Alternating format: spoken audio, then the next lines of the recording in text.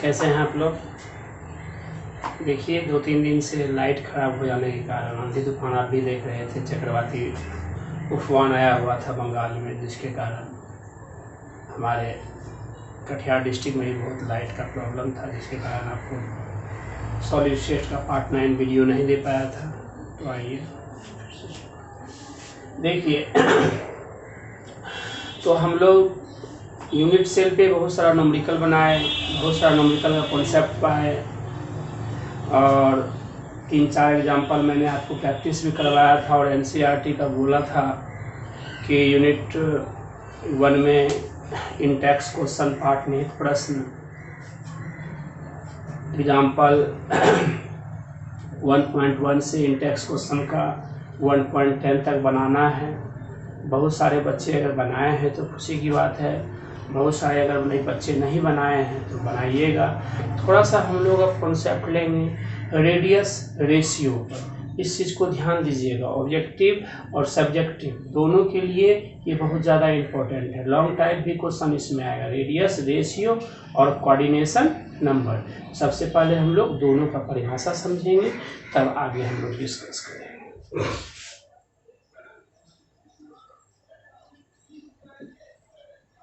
Radius ratio, इसका हिंदी होता है दोस्त त्रिज्या अनुपात। अब यहाँ पर कहने का मतलब रेडियस रेशियो, तो क्या पढ़ रहे हैं हम लोग पढ़ रहे हैं सॉलिड स्टेट। सॉलिड स्टेट में आप जानते हैं कि कोई भी गोला जो होता है, हार्ड गोला होता है, वो स्फीयर जो होता है। यहाँ पर अगर मान लो ये स्फीयर आपने लिया, एक ये स्फीयर लिया, अब ध्यान दीजिएगा, अगर ये गोला का ये अगर केटायन भाग होगा तो ये गोला का ये एनायन भाग है ना, ध्यान दीजिएगा। यानी ये Na+ का अगर हुआ तो ये Cl- का हुआ, तो रेडियस रेशियो का परिभाषा आपका क्या हो सकता है? रेडियस रेशियो का परिभाषा आप क्या दे सकते हो? तो सिंपल भाषा में बोल सकते हो कि किसी क्यूबिक क्लोज पैकिंग स्ट्रक्चर में, किसी क्यूबिक क्लोज पैकिंग स्ट्रक्चर में दो गोलों के सन्निकट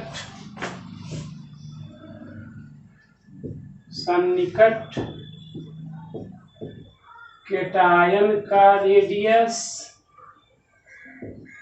का रेडियस करने का मतलब जैसे Na+ हो गया, K+ हो गया, CS+ हो गया, जिसके ऊपर भी प्लस प्लस चार्ज रहेगा, केटायन का रेडियस तथा एनायन का रेडियस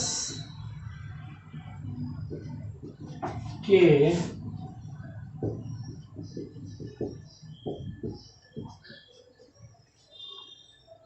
अनुपात को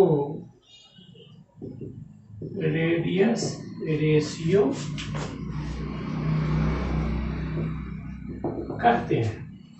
किसी क्यूबिक क्लोज पैकिंग स्ट्रक्चर में दो गोलों के सन्निकट केटायन का रेडियस, मान लो ये गोला सन्निकट, इसका केटायन का रेडियस अब हो गया, ये मान लो Cl का गोला है, ये गोला का हाफ हो गया एनायन, केटायन का रेडियस और एनायन के रेडियस के अनुपात को क्या कहोगे तुम लोग?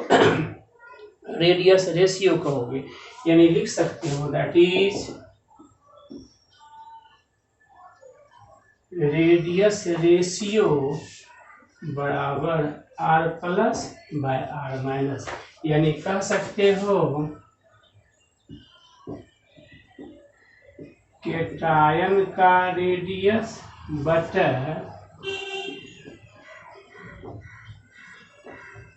एनायन का रेडियस, यही तो तुम्हारा रेडियस रेशियो हुआ। किसी क्यूबिक क्लोज पैकिंग स्ट्रक्चर में दो गोलों के सन्निकट केटायन का रेडियस तथा एनायन के रेडियस के अनुपात को क्या कहेंगे हम लोग? रेडियस रेशियो कहेंगे। रेडियस रेशियो और R+/R- हो गया, केटायन का रेडियस और ये एनायन का रेडियस। फॉर्मूला पूछेगा बता दो। अब देखो ध्यान देना, बहुत इंपॉर्टेंट है, ओटी के लिए भी इम्पोर्टेंट है, सब्जेक्टिव टाइप के लिए भी इम्पोर्टेंट है। OT कहने का मतलब कहीं लिखेंगे ऑब्जेक्टिव टाइप, ST कहीं लिखेंगे सब्जेक्टिव टाइप। ये लॉन्ग टाइप के लिए बहुत ज़्यादा इम्पोर्टेंट है। LT कहीं लिखेंगे लॉन्ग टाइप, ध्यान दें, बहुत ज़्यादा इम्पोर्टेंट है। ये रेडियस रेशियो होगा। अब इसके रेडियस रेशियो में कहीं किसी को कोई दिक्कत नहीं होना चाहिए।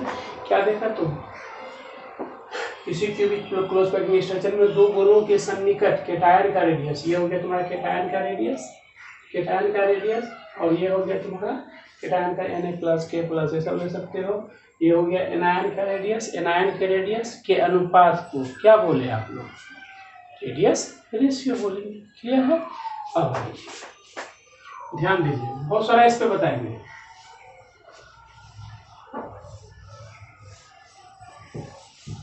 आपको बताया कि third dimensional close packing structure में टेट्राहेड्रल क्वार्ट्ज और ऑक्टाहेड्रल क्वार्ट्ज, लॉन्ग टाइप दोनों प्रूव करेंगे। For tetrahedral quartz, tetrahedral quartz के बारे में क्या बताए थे? टेट्राहाइड्रल क्वार्ट्ज में बताए थे 4 गोलों के संपर्क में से एक निकलता जो गोला है। जैसे मान लीजिए 4 गोला संपर्क में आपका आएगा, ध्यान दीजिएगा, इसलिए बनाया और फिर यहाँ इसको बना लिया, यही हुआ टेट्रा। अब यहाँ पर आप देखो तो ये लिख रहे हो, यहाँ देखो तो ये टी आकार आ रहा है, यही हुआ तुम्हारा टेट्राहेड्रल क्वार्ट्ज,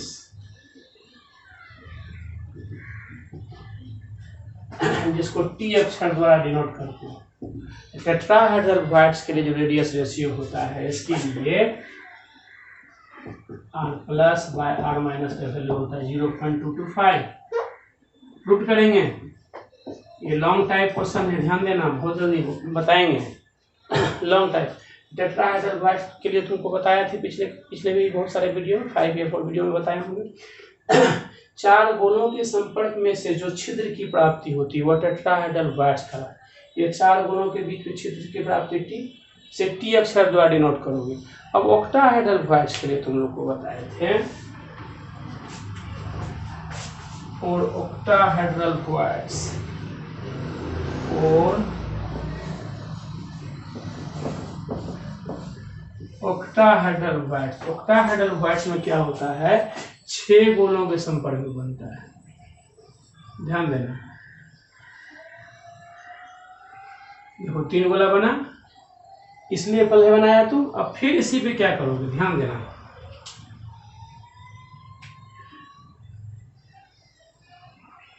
देखो हुआ, एक गोला हुआ, फिर ध्यान देना एक दूसरे से टच करेगा, ध्यान देना।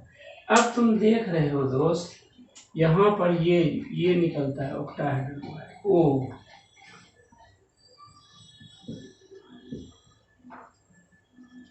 ऑक्टाहेड्रल क्वार्ट्ज, जिसको O द्वारा इंडिकेट करते हैं। इसके लिए जो रेडियस रेशियो का वैल्यू होता है R/R- बराबर 0.414, ये प्रूव करेंगे।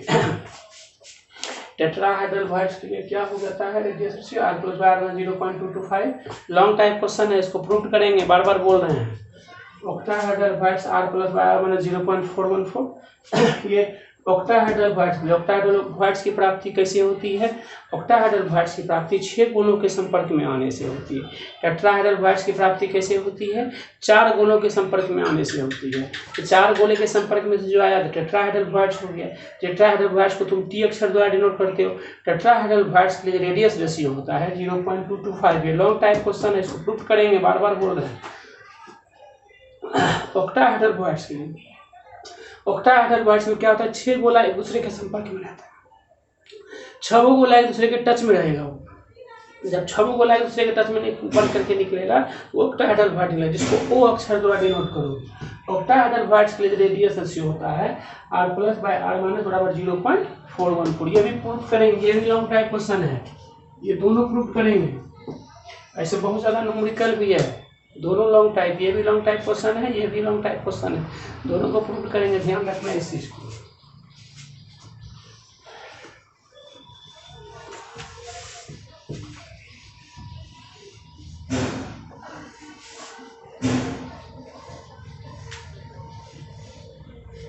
देखिए कोऑर्डिनेशन नंबर जानिए, फिर तक इसमें बताएंगे। कोऑर्डिनेशन नंबर हिंदी होता है उप सह संयोजन संख्या। अब उप सह संयोजन संख्या किसको कहोगे? कोऑर्डिनेशन नंबर किसको कहोगे? रेडियस रेशियो के लिए भी कोऑर्डिनेशन नंबर बताएंगे, उसका शेप कैसा होता है, पहले परिभाषा जान लो, उसके बाद हम लोग इस पे डिस्कस करेंगे। कोऑर्डिनेशन नंबर तुम परिभाषा बोल सकते हो, निकट गोलों की संख्या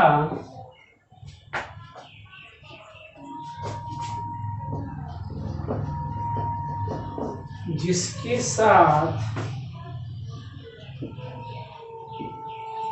वन स्फीयर एक गोला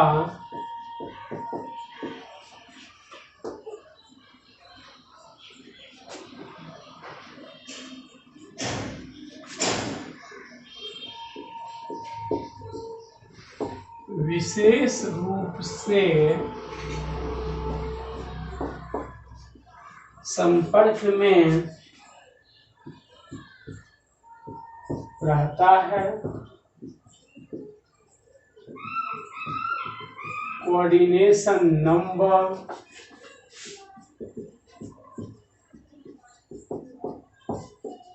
कहलाता है। विशेष रूप में जो रहेगा।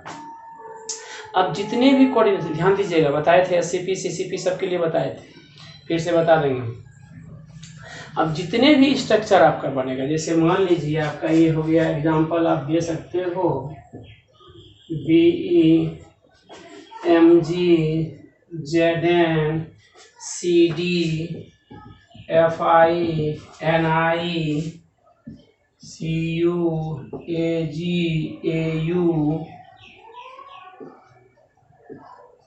PT, बहुत सारा होगा। सबका कोऑर्डिनेशन नंबर क्या होगा? सबका कोऑर्डिनेशन नंबर 12 होगा। दे देगा क्वेश्चन में, जनरल का कोऑर्डिनेशन नंबर होता है। क्यों ऐसा कोऑर्डिनेशन नंबर 12 होगा? इसके लिए क्यों इसका कोऑर्डिनेशन नंबर 12? क्योंकि सभी का जो स्ट्रक्चर होगा ना, स्ट्रक्चर SCP में होगा। एंड तुम CCP भी बोल सकते हो, SCP याद रखना, SCP रहेगा या CCP रहेगा, both equal. Hexagonal close packing. CCP का मतलब होता है cubic close packing.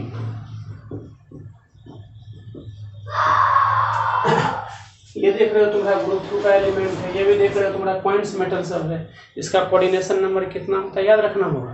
Coordination number कितना होता है? 12 होता है। और इसका संरचना कैसी होती है?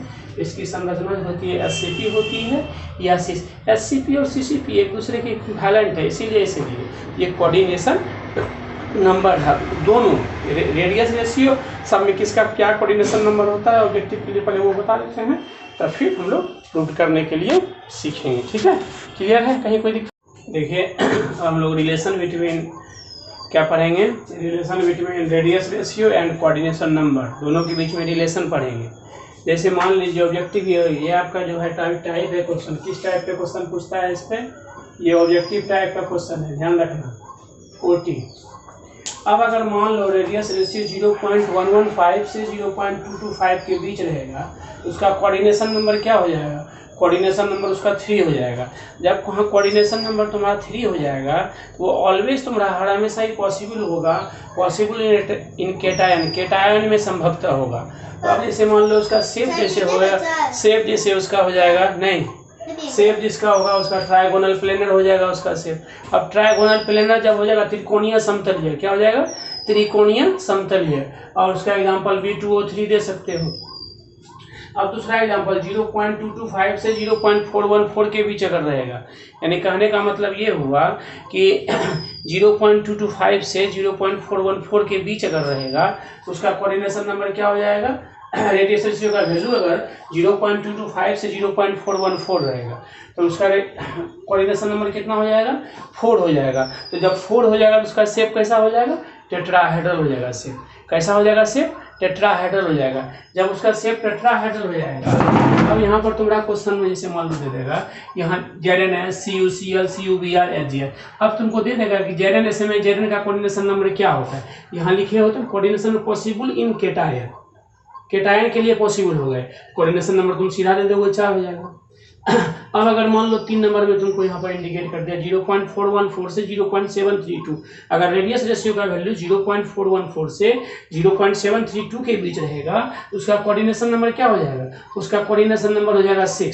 क्या हो जाएगा उसका कोऑर्डिनेशन नंबर, उसका कोऑर्डिनेशन नंबर हो जाएगा 6। जब उसका कोऑर्डिनेशन नंबर 6 हो जाएगा तो शेप कैसा हो जाएगा, ऑक्टाहेड्रल। बताए थे मित्रों ऑक्टाहेड्रल के लिए 0.414 से 0.732। अब यहाँ कोऑर्डिनेशन नंबर हो गया आपका 6, शेप हो गया ऑक्टाहेड्रल। एग्जांपल में आप दे सकते हैं NaCl KBr MgO CaO CS NaBr, यानी ग्रुप 1 का एलिमेंट, ग्रुप 1 का एलिमेंट जो है आपका सोडियम वो आपका हेलोजन एटम के साथ मिल जाता है, और ग्रुप 2 का एलिमेंट जो है वो आपका किससे मिल जाता है, ग्रुप 6 के एलिमेंट के साथ मिल जाता है। वही एग्जांपल याद रहेगा ना, जैसे ग्रुप 1 का एलिमेंट Na है, ग्रुप 7 का एलिमेंट वो Cl है, फिर देखो ग्रुप 1 का एलिमेंट K है ना, Br हो गया आपका, ग्रुप 7 का एलिमेंट आसानी से रिएक्शन करता है क्योंकि ग्रुप 1 के एलिमेंट के बारे में में 7 1 इलेक्ट्रॉन है, ग्रुप 7 के बारे में कितना इलेक्ट्रॉन, 7 इलेक्ट्रॉन। तो 7 इलेक्ट्रॉन यहाँ ग्रुप 7 के बारे में कक्षा में, और ग्रुप 1 के बारे में कितना इलेक्ट्रॉन है, 1 इलेक्ट्रॉन ले लिया, स्टेप पूरा लिया, दोनों स्टेबल हो गई, इसीलिए NaCl KBr। अब यहाँ MgO क्यों हुआ, MgO में तुम यहाँ मान लो मैग्नीशियम का भाई कितना इलेक्ट्रॉन 2, और ग्रुप 6 का ओम शांति से तेरी पूजा ग्रुप 2 का एलिमेंट के लिए बेटा मंगे कार बताए थे। अब यहाँ MgO तो मैग्नीशियम के बाद 2 इलेक्ट्रॉन, अब बात हम 2 इलेक्ट्रॉन है तो आसानी से लूजर हो जाएगा। जब लूजर होगा तो एक्सेप्टर कौन बनेगा, एक्सेप्टर यहाँ ऑक्सीजन बन जाएगा। ऑक्सीजन 2 इलेक्ट्रॉन ले लेगा क्यों, उसके बाद में कितना इलेक्ट्रॉन है, 6 इलेक्ट्रॉन है, 2 इलेक्ट्रॉन ले लिया। देखो ग्रुप 2 का एलिमेंट ग्रुप 6 है, ग्रुप 2 का एलिमेंट ग्रुप 6 का एलिमेंट, ग्रुप 2 का एलिमेंट ग्रुप 6 का एलिमेंट, ग्रुप 1 का एलिमेंट ग्रुप 7 का एलिमेंट। यानी कहने का मतलब हुआ जिसका भी रेडियस रेशियो 0.414 से 0.732 के बीच आएगा उसका कोऑर्डिनेशन नंबर 6 हो जाएगा। कोऑर्डिनेशन नंबर 6 होगा तो ऑक्टाहेड्रल। अब इसका एग्जांपल तुम कैसे याद रखेगा, एग्जांपल याद रखना कि ग्रुप 1 के साथ हेलोजन एटम मिल जाता है और ग्रुप 2 के साथ ग्रुप 6 का एलिमेंट मिलकर देख लो एग्जांपल से। अब 0.732 से 1.00 इसका कोऑर्डिनेशन नंबर क्या हो जाएगा, 8 हो जाएगा। अब 8 हो जाएगा पॉसिबल इन कैटायन, फिर वही चीज ध्यान रखना है इसका शेप कैसा हो जाएगा, क्यूबिया हो जाएगा, घनिया हो जाएगा, CsCl CsBr CSI CsCl यहाँ पर जो तुम लिया CS भी तुम्हारा ग्रुप का 1 का एलिमेंट है। अब वहाँ पर देखो हेलोजन एटम लिया एक अमोनियम ब्रोमाइड, ठीक है, इसको दिमाग में रखोगे। अब इसमें थोड़ा 2-4 क्वेश्चन देखो ऑब्जेक्टिव टाइप में कैसे पूछ देता है। हाँ, अब यहाँ पर एक मन में बात आएगा कि सर अगर किसी का रेडियस रेशियो हमको दे देगा 0.223 दे देगा सर, तो उसका कोऑर्डिनेशन नंबर क्या होगा, 3 होगा। 0.225 नेट अगर निकलेगा तो कोऑर्डिनेशन नंबर फिर क्या होने लगेगा, 4 हो जाएगा। फिर वहाँ दिमाग में रखना, याद करना, तुम लोग पढ़ता था सांख्यिकी में 10th क्लास में स्टैटिक्स पढ़ता था, मिलान चिन्ह पढ़ता था ना, जैसे मान लो 1 2 3 4 5, तो 1 2 3 4 5 आता था, इसमें काट देते थे ना, यहाँ तक 4 तक न लिया जाता था। फिर 5वां दूसरा खाता में जैसे मान लो तुमको यहाँ दे देता था 0 से 5 5 से 10, 4 तक नहीं यहाँ लेता था जी, 5 इसमें लेता था। वही चीज यहाँ पर समझ लो, क्लियर है, कोई कोऑर्डिनेशन नंबर में कंफ्यूजन नहीं होना चाहिए। ऑब्जेक्टिव में अब यहाँ पर कैसा, ऑब्जेक्टिव में सीधा चीज में ध्यान रखना, पॉसिबल इन केटायन, जब भी उसका ऑब्जेक्टिव टाइप पे क्वेश्चन पूछेगा तो केटायन दे देगा तुमको। ZnS में Zn का ऑक्सीडेशन नंबर क्या होगा सॉरी ZnS में Zn का कोऑर्डिनेशन नंबर क्या होगा, 4 होगा। NaCl में Na का कोऑर्डिनेशन नंबर क्या हो जाएगा, 6 हो जाएगा। MgO में Mg का कोऑर्डिनेशन नंबर क्या हो जाएगा, 6 हो जाएगा। CaO में Ca का कोऑर्डिनेशन नंबर क्या हो जाएगा, 6 हो जाएगा। NaBr में Na का कोऑर्डिनेशन नंबर क्या हो जाएगा, 6 हो जाएगा। CsCl में CS का कोऑर्डिनेशन नंबर क्या हो जाएगा, 8 हो जाएगा। अमोनियम ब्रोमाइड में अमोनियम कोऑर्डिनेशन नंबर क्या हो जाएगा, 8 हो जाएगा। ये ऑब्जेक्टिव टाइप का क्वेश्चन पूछेगा, इसी में लॉन्ग टाइप भी क्वेश्चन है और न्यूमेरिकल भी है, पहले इस पे समझो। क्लियर हो गया है, ये coordination number possible in cation, always जब भी पूछेगा तो केटायन का पूछेगा। फिर से ऑब्जेक्टिव टाइप के लिए देगा, जैसे तुमको दे देगा क्वेश्चन में कि ZnS में Zn का कोऑर्डिनेशन नंबर होता है। अब तुमको सबसे पहले दिमाग में रखना है ZnS का शेप कैसा होता है, टेट्राहेड्रल। Zn का कोऑर्डिनेशन नंबर क्या हो जाएगा, 4 हो जाएगा। जैसे तुमको क्वेश्चन में दे देगा NaCl में Na का कोऑर्डिनेशन नंबर होता है, और सर बताए थे ग्रुप 1 के साथ ग्रुप 7 का एलिमेंट और ग्रुप 2 के साथ ग्रुप 6 का एलिमेंट, और ऑक्टाहेड्रल के लिए coordination number 6 coordination number 6 NaCl में Na का कोऑर्डिनेशन नंबर 6 हो जाएगा, सेप कैसा हो जाएगा, ऑक्टाहेड्रल हो जाएगा। उसी तरह MgO में दे देगा Mg का कोऑर्डिनेशन नंबर, तो बोलोगे 6 हो जाएगा, सेप कैसा हो जाएगा, ऑक्टाहेड्रल हो जाएगा। उसी तरह ये क्यों भी क्लियर है, अच्छा बता रहे, ठीक है, ध्यान देना इस चीज को, ऑब्जेक्टिव के लिए बहुत खूब पूछता है। ये वाला relation between radius ratio and coordination number, coordination number और रेडियस रेशियो के बीच तुम रिलेशन जो देखा, क्या रिलेशन है, इस पे एग्जांपल भी दिया, इस पे क्वेश्चन तुम बना दो। जैसे दे देगा तुमको CSCl में CS का कोऑर्डिनेशन नंबर क्या होगा, CSCl का शेप कैसा होगा, क्यूबिक रहा उसका कोऑर्डिनेशन नंबर हो जाएगा 8, ऑक्टाहेड्रल रहेगा शेप उसका कोऑर्डिनेशन नंबर हो जाएगा 6, टेट्राहेड्रल रहेगा तो उसका कोऑर्डिनेशन नंबर हो जाएगा 4, ट्राइगोनल प्लेनर हो जाएगा शेप उसका कोऑर्डिनेशन नंबर होगा 3। यही तो दिमाग में रखना है। ट्राइगोनल प्लेनर में एक एग्जांपल है B2O3, टेट्राहेड्रल जेड पे दिमाग में रखना, प्राय पूछता है। ऑक्टाहेड्रल में ज्यादा पूछता है, NaCl हो गया, NaBr हो गया, MgO हो गया, CaO हो गया, CaS हो गया, इसका शेप कैसा होता है, ऑक्टाहेड्रल, कोऑर्डिनेशन नंबर क्या हो जाएगा 6। अब वहां पर तुमको बताया करते थे NaCl, पीछे बताए थे, ये मान लो NaCl कोई कंपाउंड नमक, जब इसको तुम हाई टेम्परेचर पे गर्म करते हो, ये CSCl जब बना, इसका शेप तुम अभी तुरंत पढ़ा ना, ऑक्टाहेड्रल। अब यहाँ पर Na का, जैसे ऑक्टाहेड्रल वाली Na का कोऑर्डिनेशन नंबर क्या हो जाएगा 6 हो जाएगा। अब जैसे ही तुम इसको high temperature and high pressure पर गर्म किया, हाई प्रेशर पर गर्म किया तो CSCl बन गया। अब CSCl बन गया तो इसका शेप क्या हो जाएगा, इसका शेप क्या हो जाएगा, शेप हो जाएगा क्यूबिक। जब हो जाएगा शेप क्यूबिक, अब यहाँ इसका केटायन कौन है, CS है, CS का कोऑर्डिनेशन नंबर क्या हो जाएगा 8 हो जाएगा। बहुत इंपॉर्टेंट है, ध्यान रखना इस चीज, बहुत ज्यादा इंपॉर्टेंट है। NaCl का शेप ऑक्टाहेड्रल, CSCl का shape cubic, coordination number Na cation के लिए Na हो गया इसमें केटायन, कोऑर्डिनेशन नंबर 6 क्योंकि शेप ऑक्टाहेड्रल है। CSCl में केटायन यहाँ हो गया CS, कोऑर्डिनेशन नंबर। चलिए अब इस पे क्वेश्चन दे देगा, न्यूमेरिकल से दो बना देते हैं, तब फिर इस पे रहने दो, लॉन्ग टाइप क्वेश्चन आ जाएगा। जैसे दे देंगे क्वेश्चन तुमको न्यूमेरिकल्स MgO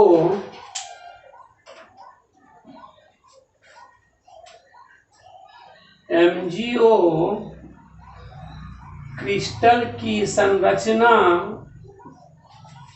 एवं इसमें उपस्थित केटायन का कोऑर्डिनेशन नंबर बता। अरे तो ट्रिकली तो वैसे तुम बना देगा, MgO को तो ट्रिकली तुम ऐसे ही जान रहा है, और ग्रुप 2 का एलिमेंट ग्रुप 6 का एलिमेंट नहीं, तो उसका शेप कैसा हो जाएगा ऑक्टाहेड्रल, ऑक्टाहेड्रल होगा तो कोऑर्डिनेशन नंबर क्या हो जाएगा 6 हो जाएगा। उसमें कह रहा है कि Mg का कोऑर्डिनेशन, प्राय केटायन का कोऑर्डिनेशन नंबर क्या निकालने के लिए, सिर्फ केटायन का कोऑर्डिनेशन नंबर बताएं जिसमें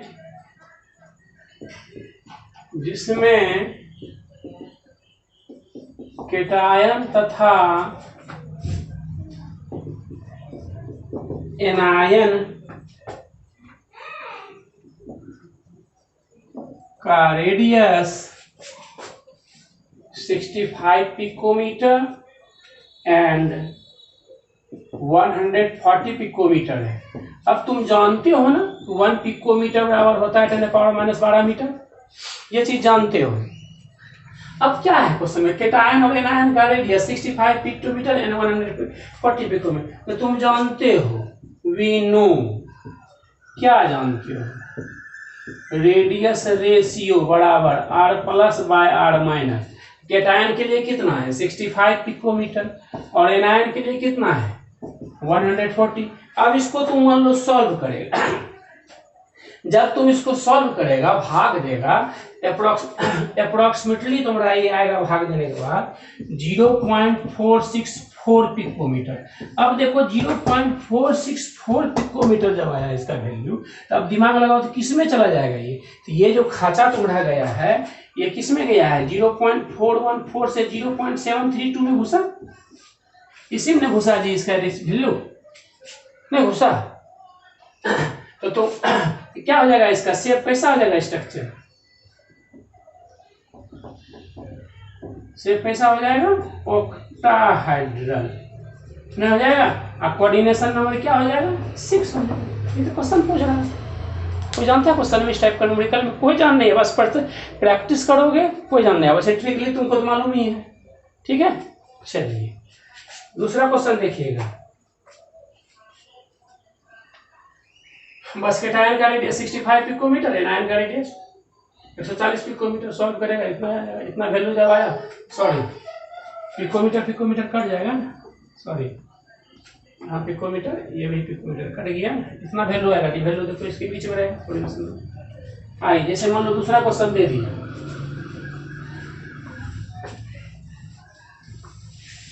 इसी पे दूसरा क्वेश्चन दे दिया, मान लो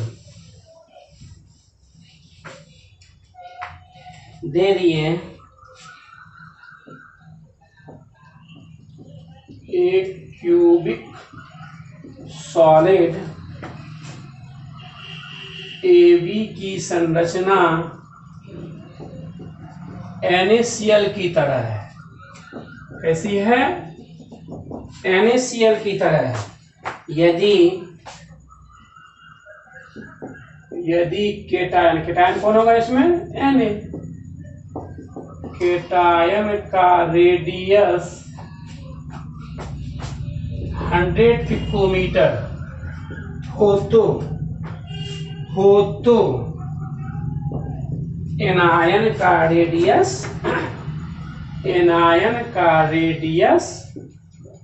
क्या होगा? बहुत इजी है, बहुत इजी है। अब सबसे पहले तुमको दिमाग में लगाना होगा, एक क्यूबिक सॉलिड है, तो क्यूबिक सॉलिड का कोऑर्डिनेशन नंबर कितना होता है? 8 होता है। जब कोऑर्डिनेशन नंबर वहां 8 हो जाता है क्यूबिक सॉलिड के लिए, वहां जिसकी संरचना कैसे दी हुई है? NaCl के लिए दिया हुआ है। तो क्या करेगा इसके लिए क्वेश्चन में?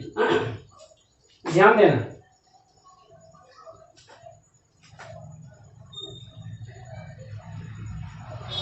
we know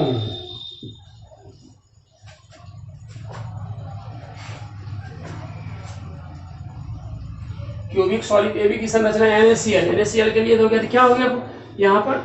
रुक जाओ। According to problem given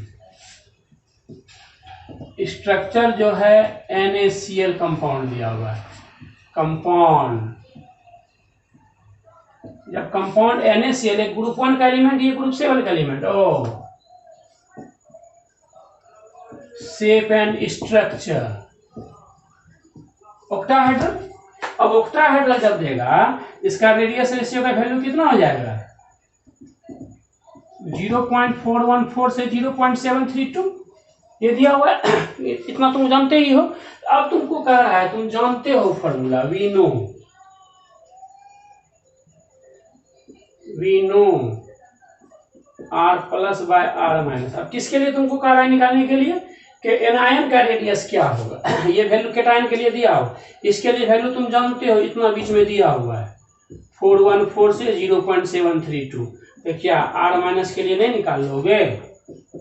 R plus bye 0.414 से 0.732। अब जब तुम यहाँ पर ये पुट करेगा वैल्यू, तो जो भी जितना भी वैल्यू आएगा वो एनायन के लिए निकल जाएगा। पिकोमीटर में किस में दिया हुआ? इसको दिया हुआ 100 बटा 0.414 से 0.732। जितना आएगा सॉल्व करके उतना, मान लो x पिकोमीटर निकलेगा, केटायन का लिए निकल जाएगा, वो सॉल्व कर लेगा, आराम से क्वेश्चन बन जाएगा नहीं। तो इस पे लॉन्ग टाइप क्वेश्चन बहुत ज्यादा प्रूव करने वाला दे देगा। यदि क्यूबिक क्लोज पैकिंग स्ट्रक्चर में गोले की त्रिज्या छोटी या A1 उसमें उपस्थित घन की त्रिज्या कैपिटल आर हो तो आर और आर के बीच संबंध स्थापित करें।